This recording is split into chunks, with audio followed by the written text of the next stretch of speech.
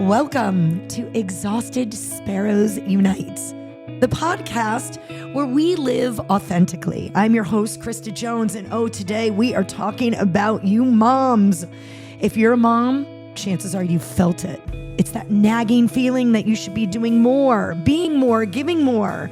Maybe it's guilt over working too much or not working enough. Maybe it's guilt over letting your kids have too much screen time or needing a break from them. The truth is that motherhood comes with a ridiculous amount of pressure. And most of it, let's be honest, Chauntel Schaefer, my assistant extraordinaire, we put it on ourselves. All of it. So today we're going to unpack that guilt. We're going to talk about where it comes from. And most importantly, we need to figure out how to let it go, because the one things that our kids need more than a perfect mom is a happy one. Ooh, Ouch. that hurts. Welcome, Chauntel and I back together again. It's been a while. It has been a while, but this has been on our hearts for a long time. And we're like, we need to prepare for this one because there is so much to say about this. And every mom at some point in their momhood has kind of felt this, right? I don't know how you couldn't. Yeah. Though when you're in it, you feel sometimes, I think, that you're alone in it. And then every mom is perfect and you're the only non-perfect mom that's going through it. And you're the only one screwing up and you're the only one not getting right. And you're the only one. And that is not true. Yeah. And I think social media perpetuates that a lot. And we talked about that. I mean, time after time in the podcast that we're doing here, we're talking about how so many people live this filtered life, and it really messes us up mentally to look at that, because it's not true. Oh, yeah. Like, I compare myself to the quote unquote Pinterest moms. That's me too. And then I'm like, what am I doing wrong? Right. Why can't I be that? Well, I'm sort of even like, I can't even make a cupcake. Forget the cupcake that looks like a turkey. Like I can't even make the cupcake. You do okay with cupcakes. I mean, it's okay. But what I'm saying is, when I was in the middle of it, like when my kids were younger, your kids are younger, right? You know, there's not a lot of time of the day. So my envy was always the moms that had a clean house and the moms that made Pinterest things. Yeah. And gifts for the teachers and like all that stuff. And I was like, I can't even shower. What is happening? Well, yeah. It's a real struggle because you're seeing it unfold in other people's lives, and it's like standing amidst the mess of your own life. It's that, what is that biblical quote, like, you know, remove the log from your own eye before you address the speck in your neighbor's. And I'm looking at this speckless house on Pinterest or Facebook, and I'm like, wow, there's a lot of logs in here. But you know what? I think you bring up a good point, and that really is what we should start with. These they're unrealistic expectations, right? It's what you see on social media, which I think for us as moms is why it perpetuates so much more anxiety. I mean, our parents, they had no idea what other people were doing in their household unless you were, physically ringing the doorbell and going over for a Sanka. Oh my gosh. I was that kid that was just knocking on the neighbor's door, and I'm like, can I come over, please? My parents didn't know what was happening. No. But the thing is, nowadays we know everything, and it's like this comparison trap on social media. So I think it's really good that we're talking about it. And I think it's important, if you are listening to us, that we are saying to you, it is not always real. Never. Because most people don't want to be vulnerable on Facebook. Yeah. They don't want to show you the messy chair. They don't want to show you the messy house. They want to do everything they can to make it look like their lives are perfect. And I say, oh my gosh, how exhausting that must be. Yeah, and the same goes for motherhood. It's like, oh, look at my baby snuggling with me. And look at, Timmy who did this at school. Nobody's sharing that, well, Timmy also bit Susie at school the day before. And, I yelled at my kids and made them cry last night. Because who wants to share that?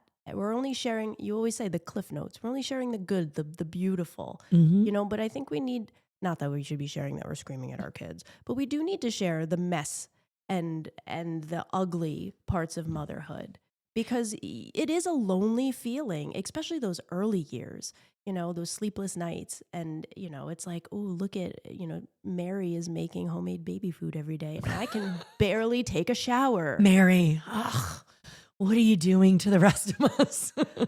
And there's nothing wrong with baby food in a jar, Nope. right? So I think that's what it is too. These unrealistic expectations that, you know, sometimes we have to let some things go. And so I want to kind of talk with you about all of that, right?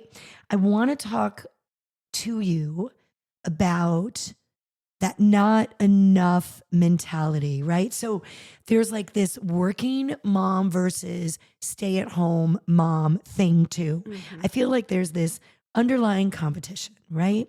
Did you stay home at all with the girls or did you work? I went back to work at 3 months Okay. with both of the kids. Yeah. I also went back to work, because I had to. Yeah, there was no choice. There was no choice. And I feel there's a generational thing in that too. I noticed with my own mom because my mom did not work. Now, we were really, really poor. I mean, when I say poor, we used to eat, I think, Chauntel, I told you this, sometimes we would have bread and sour cream with a little bit of sugar on it. Like that was dinner. Like my mom was just trying to get, I don't even really know what bread was the carb. Like I'm not even really sure where the sour cream and sugar came from, maybe to make it taste better. But like we were really, really poor, but my mom stayed home. Yeah. So I often feel that my mom is like, you want this better life, living with the Joneses, keeping up with the Joneses. I am a Jones. You would not want to keep up with me. There's nothing fancy there. But I always felt like my mom was like, you don't have to work. You should just stay home and let Christian provide for you. Like, and I it's so hard to tell them it's not like it used to be. No. It needs to be a double income home in so many cases. Like we couldn't afford the mortgage on Christian's salary. Yeah. So you know what I mean? So I feel there's also that guilt that our parents are like, well, your house should be clean. And I'm like, Mom, you were home. Like you didn't do anything else. There weren't social clubs and there wasn't traveling baseball and there was none of that. You physically were able to stay home with us in and out. And even those moms that are home 24/7, I remember when I had those breaks, I was like, I'm still getting nothing done. My house is still messy. Because you're exhausted. Because you're exhausted. And because kids are really messy.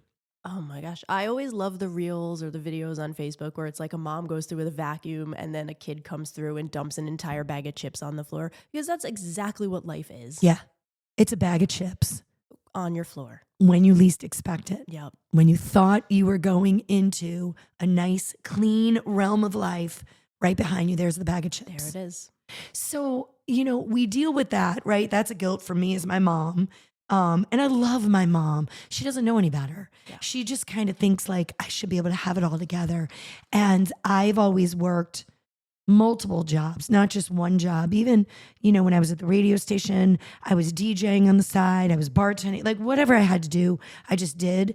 And this job now that we have, for those that listen and go, exhausted sparrows, I don't understand. We have a charity here in the Hudson Valley called Sparrow's Nest, and we feed individuals and families that are facing a cancer diagnosis. So the thing about cancer is cancer's always on, like cancer never takes a break. So because of that, we staff members, we really don't necessarily take a break. I mean, I'm not making them work 75 hours a week, but even when they're home, they're thinking of things, new ways to do things, or a recipient is calling one of us at night and, you take that call. So, we're always on in this crazy busy world because that's what's expected of us. So it makes momhood even harder. I feel there's even more guilt, especially for a working mom that, doesn't have a choice. She has to work. Yeah. I mean, coming to work at Sparrow's Nest, things have become a bit more flexible. I am able to be at more of my kids' stuff. But before being here, I wasn't able to go on the field trips and all of the class parties and activities. And it made my kids sad because they would see the same moms. And I know that those moms are stay-at-home moms. And we can't afford that. And that's a hard concept to explain to a child. My kids have been really good about accepting it, but it doesn't tamp down the guilt that you feel in yourself that you're missing out on these moments because you don't get them back. Sure. And I think as employers too, you need to realize that letting your employees like take time to go on a field trip or a dental appointment. I'm not saying use and abuse it. I'm not saying it should be something that's 2 or 3 times a month, but there are things, flexibility in the workplace is so important because you expect moms to do it all. They do all the appointments. You expect them to clean the house. There's so much that's but there's as many hours in a day as there is for dads. So how are we going to make this all work? So having employers too, I think, that grasp that concept and let these moms do some things that are really important to their kids. That is important. But if you can't, let's talk about that, right? Because in many instances, moms don't have that luxury and they have to work. I know that there's guilt behind that. The only thing that I can say that I've always tried to teach my kids is that if you let me do this, I need to do this during these 40 hours, I will be the best mom for you when I am home.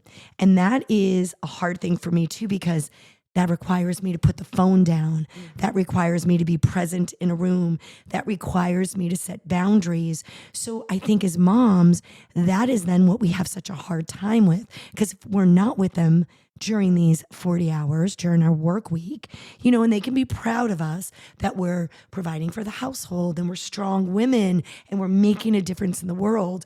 But then it's our off time that we really have to pay attention to.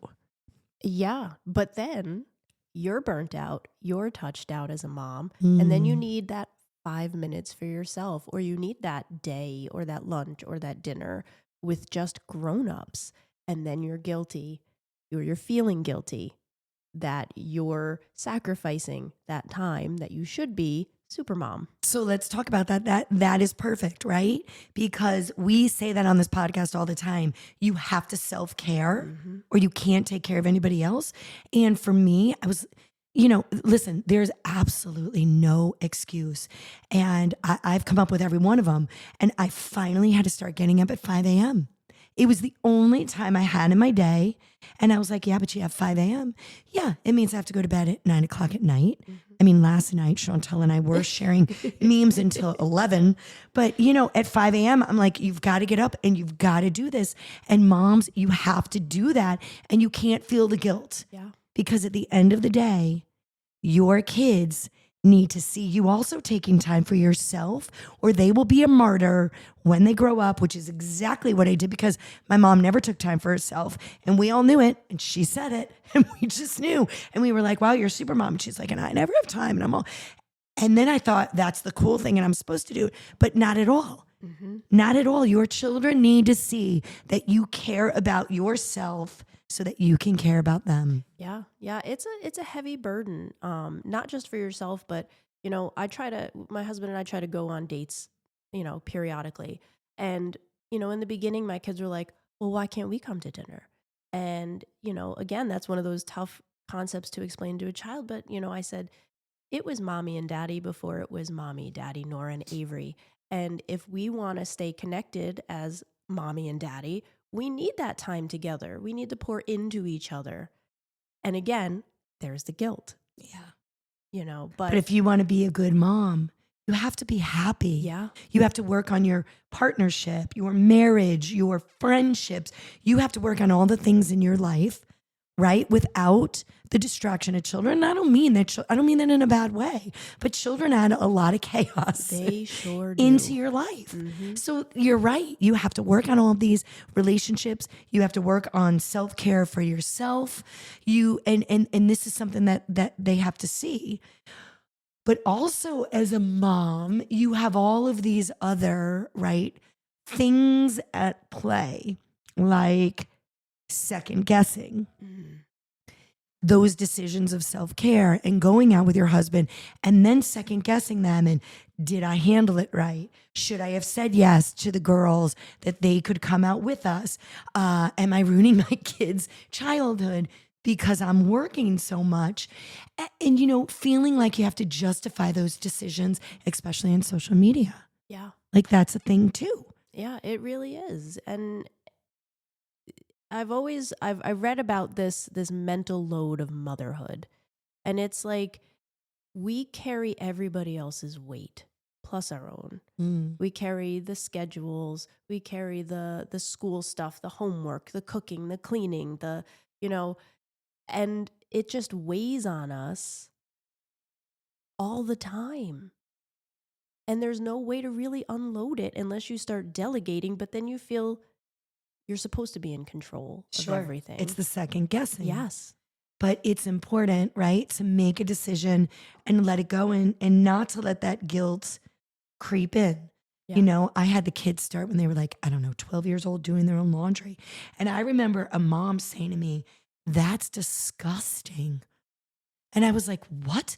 And she was like, "Why would you do that? That's your job to care for them." And I'm like, they're 12 years old and I'm trying to teach them independence. But then, right, I spiraled and I had to go back and I had to talk to my husband about it. And then I had to see if there were any other moms at the age of 12. And listen, these girls, but it really taught them, like, if you decide to wash, you know, I had them separate and do their own thing once a week, you know, and I showed them how and everything. And they were very proud of that.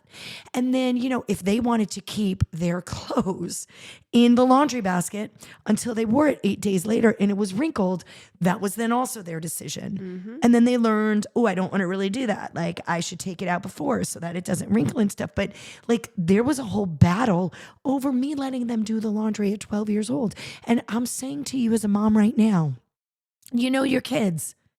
You're a good mom. If you're making these decisions to delegate, you don't have to justify that to anyone. And you know what? Maybe don't even do what I do.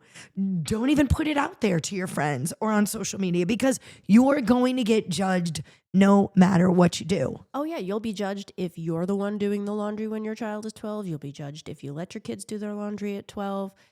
There is no perfect way to parent. There is no perfect way to be a mom. You need to do what is right for your family. 100%, because everybody's different. Everybody's unique. And the way you handle all of these little tiny personalities in your life, it has to be different. And you cannot feel guilty about it. You cannot feel guilty about the decisions that you make. If you're honestly making those decisions with love, you shouldn't feel guilty about that. You shouldn't feel guilty about your nose, right? Your boundaries with your kids, because you have to set them. And honestly, I think that is really hard for us as moms too. We're talking about social media. When are you letting your kids on social media? We're talking about phones. When do you let your kid have a phone? And my gosh, the fact that these kids have all of this so young and we're all caving. And I keep saying, I think I made my kids wait till 7th grade. And honestly, that was too late. When they all went to middle school, everybody had a phone, I think, but my kids. And I really wanted to wait till high school. Yeah. And I ended up caving. But my goodness, if we all didn't cave, how much better would our children's mental health be right now? Because I'm telling you, this social media world has screwed up my kids. So I have a guilt that I even gave them a phone and social media and all of that in 7th grade. So like, we need to be able to logically say yeses and nos that make sense in our world and stick to it no matter what the social pressure is that's surrounding our kids. 100%. And it also, not only is that good for your kids' mental health, but it's a good example for your kids. I said no, and that means no, and it will continue to be no until the time is right. You know, if you cave into your kids after they ask for the 50th or 100th time, they know they can whittle you down. Sure. And I don't want that. I want my kids to know in every situation for themselves, if they say no, it means no, and that nobody can whittle that down. And That's I tough. need to lead that. I know it's tough. Yeah. It's tough. I've gotten the phone question probably 100 times. How old are the girls? They are 8 and 10. Okay. And both of them have friends who have phones. Yeah. And I understand the family dynamics of some of those households and why those parents 100%. But I continue to stick to my convictions. And I tell the girls what is right for that family is not what is right for ours. And I have my choices. And I'm very open with my kids. And I explain the why. You know, I tell them about the mental implications of having social media and phones too early. I point out people we know who are addicted to their phones and social media and how hard it is for them to function. I mean, you're talking 12 and 13-year-olds who can't order their own food at a restaurant. I don't want that. And I tell my kids that I'm open about it Yeah. because they need to know my reasoning. And I just think for all of you moms that are out there listening, like you have a tough job. More, I feel, in this generation than ever before. And I am sure that every mom in her own generation has said it was the toughest job ever. But the battles that you as moms are facing have never been faced before. And I just want you to hear me through wherever you're listening that you have got to give yourself some grace. You have got to reframe your thoughts. You have got to realize that you are keeping your head above water and you are doing the best job that you can do. So how do we get you out of guilt? You have to reframe your thoughts, right? You have to do that. You have to say, I am doing enough. It is okay. I yelled at my little Fiona today. I will do better tomorrow. I mean, it's so funny you even mentioned Fiona's name. My little Fiona, who is 20, almost. Yeah, almost. Over the weekend, she was home and she wanted to go to this thing at our church that is for women. And she's like, Mom, I want to go. Like, we were in church and she said that. And she said, is my friend McKenna going? I said, she is. And my friend had bought, a table for this thing that's coming up in church, right? And it was expensive. So I said, Fiona, don't ask her. Her mom bought a table, but I don't know if there's seats there or not. And like, don't. And she did anyways. And I got so mad at her. I was just not nice. And at the end of the day, my kid just wants to be with a group of women at church. And I handled it poorly. I had to go to her that night. I had to swallow my pride. And I had to say, Mom messed up. I go, I'm really sorry I messed up today. I should not have said it like this. That was wrong of me. And I think sometimes that's just all we have to do. Our kids need to see us mess up because we're not perfect, but our kids need to see us apologize for it. And in my house, and that's humbling for me to have to say that to my kids, that I'm wrong and I don't know it all and I've messed up. But that is so important so that my kids don't feel that everything they do is right. Absolutely. And every move they make as a mom is right. And literally, she was so dejected when I said it. Like, Chauntel, for 4 hours, I was like, oh my gosh. Even after I apologized, it took a while to get her back. And I had to reframe my thoughts. And I had to just keep saying to myself before I went to bed, I'm like, I can do better tomorrow. I did not do good today. I rectified it the best I can, but I can do better tomorrow. And then I got up the next day and it was still stinging. And I'm like, I need to do better today. Yeah. Yeah, I mean, you took the words right out of my mouth about how humbling it is to apologize to your child. It's hard, but it's so important. It is so important. So Avery is ADHD, and prior to working here, I worked in preschool. And I worked with preschoolers with developmental disabilities, and it was a tough job. It is taxing on your patience, and you get touched out by the end of the day. And then you go home to your own children. And my patience for Avery, God bless her soul, she is the most beautiful, wonderful child, but she has energy. And I would lose my patience so quick, and I would yell hard, and she would cry. And I would feel like that moment is the moment that breaks your soul. And I would have to humble myself and apologize because I was wrong. I'm the grown up, And I think it's really helped my relationship with her, and it's made me grow as a mom immensely. And she's learned I'm not perfect. Neither one of us is perfect, but we can share that and we grow together in it. Sure. But that apology is so big. It's big for them to see you apologize as a mom when you feel you've done something and you feel guilty about it. It's okay to say it. And there are times that you are going to talk very sternly to your kids. And there are times they are going to cry. Mm-hmm. And you know what? There are times that they need to cry. Oh, And yeah. that's okay, Mhm. right? Because you also have to parent. You can't be their friend. But man, when you're wrong, and I haven't always been good at it, but you cannot look back at what you've done. You can only look forward and continue to grow, right? And there's this rule. I don't know if you've ever heard it, Chauntel, but it's called the good enough rule. I don't know if you've heard that. It's called the 80-20 rule. And it's a great rule to give yourself grace. If 80% of the time you're doing a pretty good job, you should pat yourself on the back, right? Because we're not born perfect. Mm-hmm. We're not made perfect. But if 80% of the time, if 80% of your day, you can say, I made some pretty good decisions, like, let that guilt go. That's a good rule. Why are you striving for 100%? Nobody can hit 100% all the time. Not even those ladies on Facebook that are showing you their Pinterest Little Mermaid pictures. I am going to try to find my Little Mermaid cake for you, Chauntel.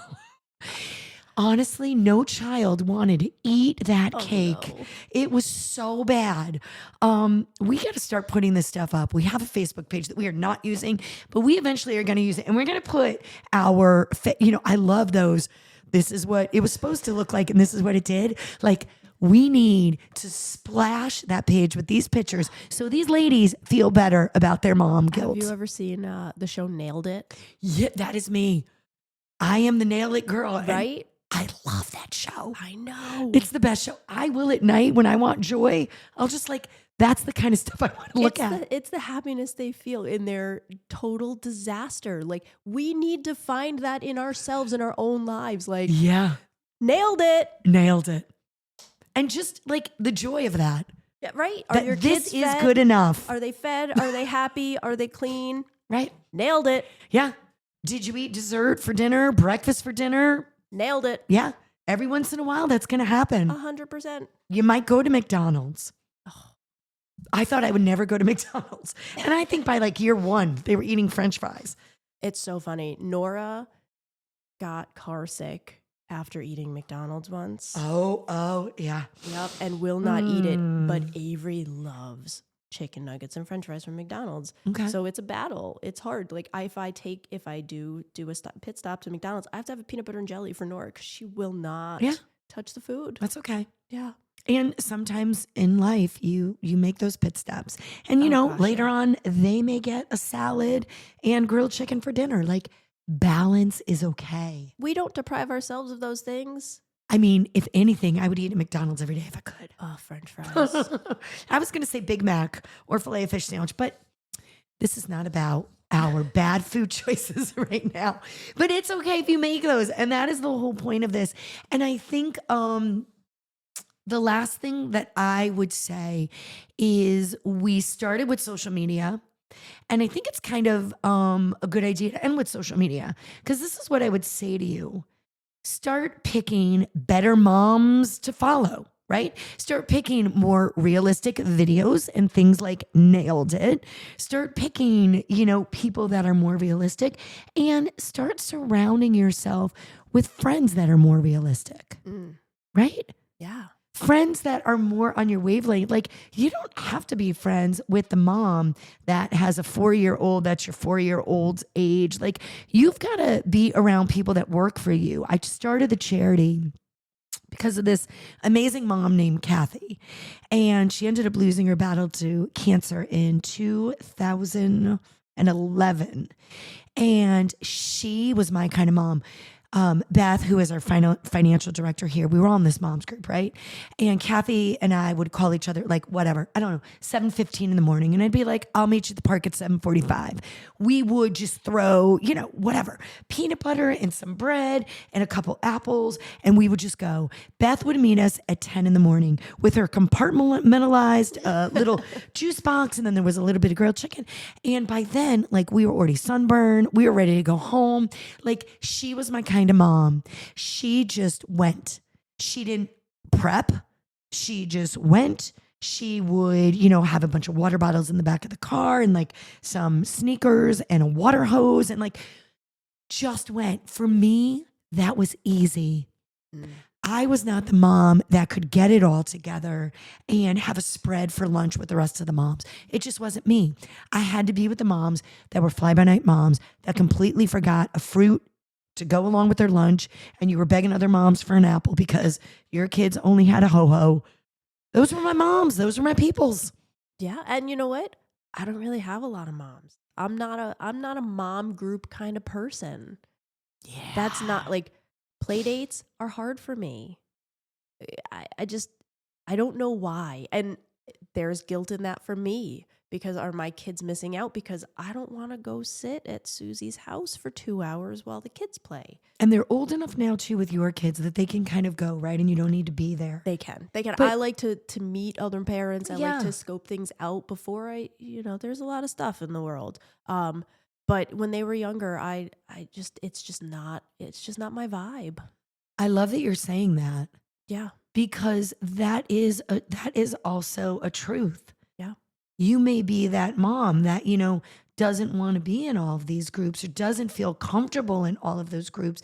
And you're not alone in that. So I really love that you brought that up. Yeah, I'm not a mom. Yeah. And it's nothing personal to any of the moms. No. It's my personality. Absolutely. I'm a tad antisocial. But I mean, sometimes I feel as a mom, there's so much going on, right? You're a working mom.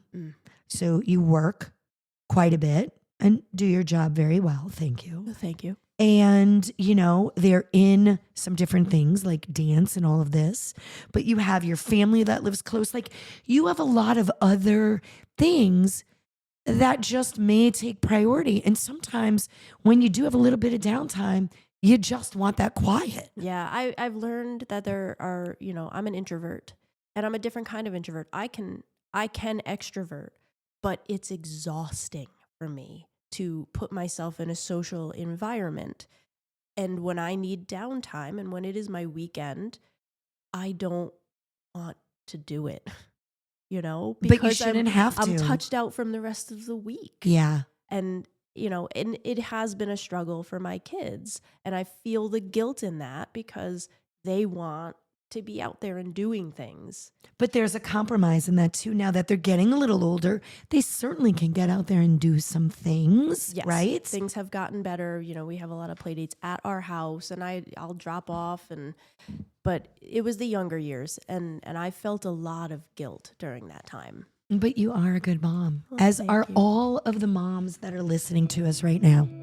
Honestly, like, if you are listening to me, please hear my voice. Like, please believe me when I say at the end of the day, mom guilt isn't something that we can just turn off, but we can stop letting it control us. Our kids do not need perfection. Do you understand me? They don't. They need a mom who doesn't run herself ragged into the ground just by trying to be everything to everybody. They need a mom that is present, who loves them, who takes care of herself so that she can show up. That's what I want to say to you today. Like, you just need to show up. If you're feeling the weight of guilt, then remind yourself. I could almost cry saying this. Oh my gosh. Chauntel's clapping. You are enough. When that little voice creeps in and tells you otherwise, shut it down. Give yourself grace. And remember, they just want you happy. Your love is more than enough. Thank you. I'm Krista Jones, along with my co-host, Chauntel Schaefer. We appreciate that you have tuned in to Exhausted Sparrows Unite. You want to hear these podcasts and more other? Follow us wherever you love listening and check out our charity at sparrowsnestcharity.org.